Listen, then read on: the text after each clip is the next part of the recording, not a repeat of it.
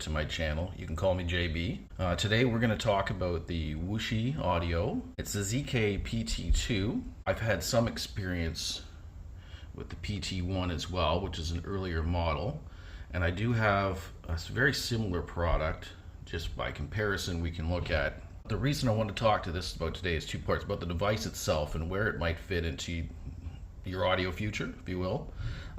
If you're anything like me, you love audio. I'm a big fan of gear myself. You can see, got into audio being a musician, guitar pedals, in fact, modifying, building some of my own. But looking at this board here, I've seen a lot of reviews online, but however, not too many in the English language. And I want to point out some things about this board I think that make it an excellent value for money. First thing to consider with this board is price.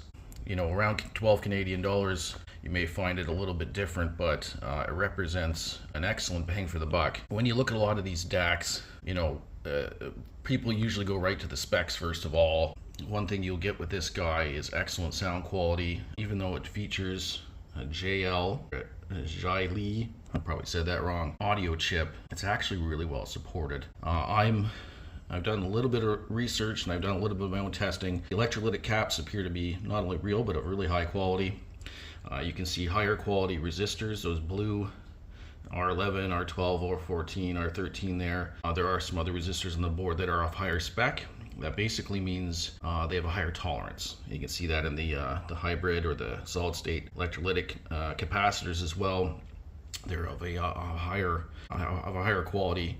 And when it comes to these DAC chips, the better you can support them with components and precision, the better it can sound. This DAC features the ability to power it by USB-C and the traditional USB input.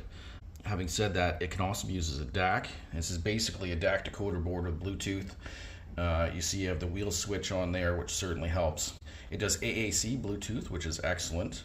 Definitely a good codec to use, good compromise between quality and the ability to converse with a lot of different devices. I think AAC is an excellent choice. You can get higher level codecs like LDAC and other things we could get into, but for today's purpose, the fact that this does this all for $12 is incredible. Now, the video you heard in the beginning of the clip was the actual device playing through my recording on my cell phone, which is an S22 Plus Samsung, so just through the microphone there. The PT2 does feature an audio input, as well as the output, so you can put an analog device into it or an output from headphones. You have your Bluetooth, you have your DAC, and now the DAC is 16-bit.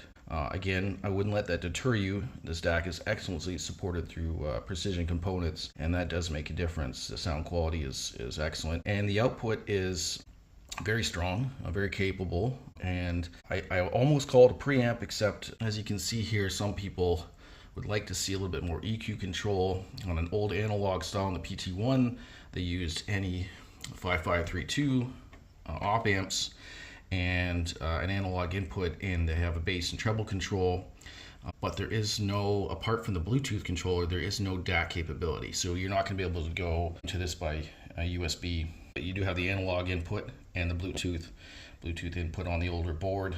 I think the new board is much better supported by component choice, less distortion. However, if you're looking for analog, and I do like the NE5532 chips, if that is a consideration, this board is half the price.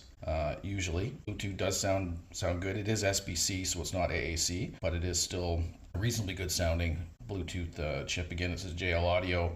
By comparison, here's another company. Same thing, two NE5532s, the JL chip. In fact, the only thing different here is you have a touch decoder in the center screen for this Wuzhi Audio one. I'm not familiar with this brand. I have had experience with Wuzhi Audio in terms of amplifiers. I had one of the early TPA 3116 with Bluetooth, an analog input, and they've for their price, have turned out to be really interesting devices.